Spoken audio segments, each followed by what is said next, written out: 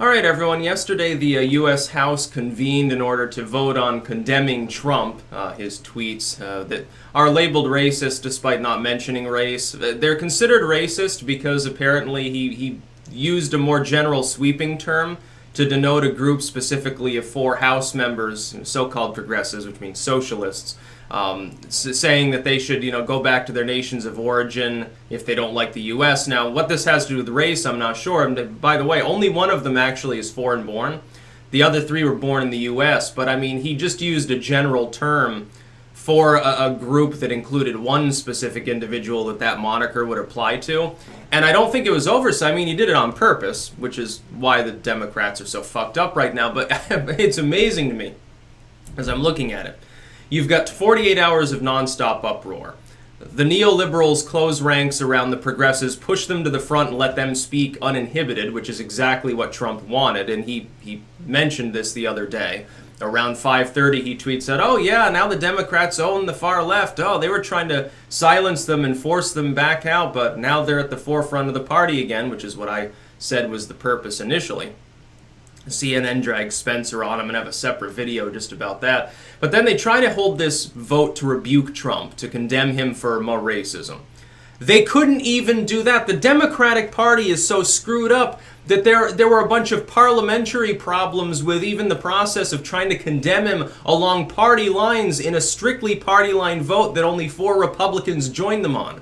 So the Republicans right now, they look hardened like a rock. So they've closed ranks completely. They're saying, no, there's nothing racist about these. They finally grew some balls. Trump has managed to do something formerly thought impossible, which is to get the Republicans to stand up and actually have a spine. Because normally the Republicans are the party of losing gracefully, tactical retreat, apologizing, constantly whenever the left gets too upset because they're afraid, they're cowards. Trump has managed to inject a little bit of courage, I guess, back into the Republicans so that they're willing to stand up and say, no, what he said wasn't racist. Where does he mention race? Has nothing to do with that. By the way, AOC, and Rashida Tlaib, not exactly of the same racial characteristics anyway. So, I mean, it's like, okay, the race of these 4 women of color, the of color thing is so fucking stupid anyway. Oh, so you're saying, so I don't have any color, in other words, is the intonation.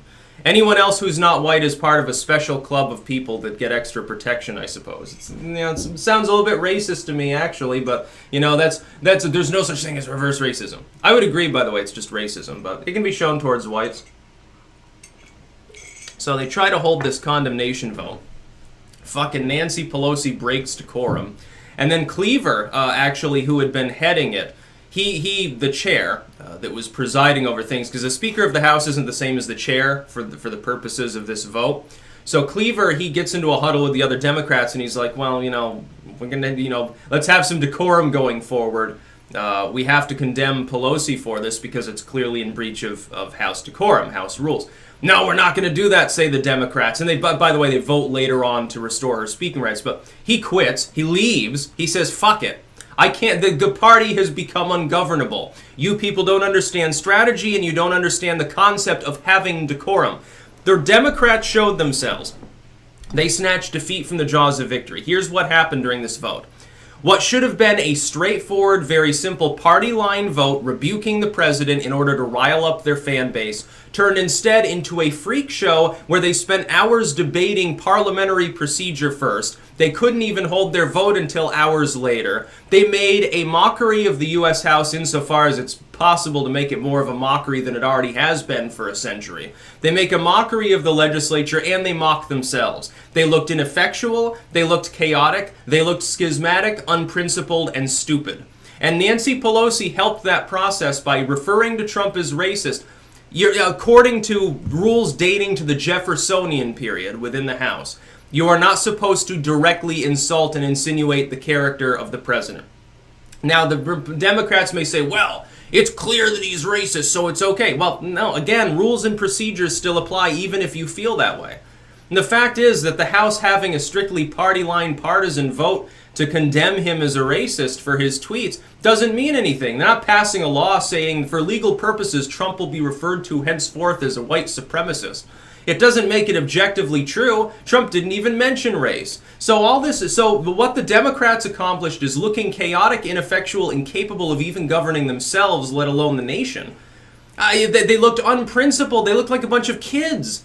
This looked like the sort of thing that would happen if you had a high school debate team in a really fiery argument and they were trying to form sort of a mock legislature or something to debate an issue. This is what you would expect there. Things just sort of break down, rules are ignored, there's no decorum at all, and people start insulting each other. At the end of the day, what does this do? It doesn't amount to a major scandal, for Trump, I mean. All it does is make the Democrats look fucking stupid. They've got egg on their face right now. They wouldn't have if they had just held a standard vote. She'd be calm. All these people would just say, okay, we're going to hold a vote. By the way, not a single Republican voted to allow debate on the issue.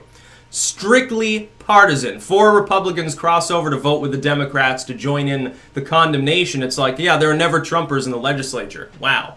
4 Republicans, they wanted a lot more than 4, trust me. They wanted all... Pelosi urged a unanimous vote, and it's like, yes, it's really going to happen. The Republicans are crazy enough to back down at this particular time. No, they're rallying around Trump because they see his fucking strategy. He's probably let some of them in on the joke, too. Lindsey Graham and all of these other people, they know that Trump did this for publicity. He wants all eyes on the far left of the party, and he even got a bonus. I don't even think that he expected this to happen.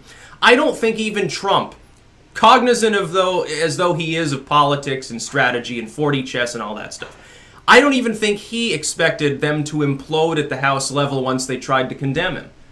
The idea that Pelosi, I mean, it doesn't even make sense when you really think about it. It's a straightforward thing. Dems control the House. It's a simple, straightforward, partisan vote. Just hold the vote. Have a little debate, huddle, say, okay, we're going to vote now. The Republicans vote nay. The Democrats vote yay. The Democrats have condemned the president and called him a racist. At the end of the day, nothing really changes, but it's a symbolic sort of thing. They're condemning him.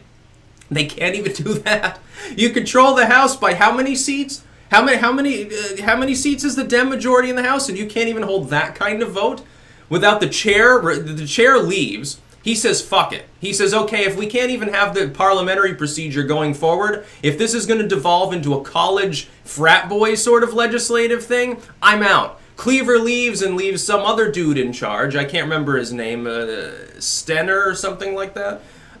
He takes over. He still condemns Pelosi. Says, look, she breached the rules. The Democrats then vote, again on total party lines, with all the Democrats in favor of doing so, to not strike her words from the record, which is like, okay, so you're ignoring parliamentary procedure now, for what it's worth, because the House has done this before, admittedly.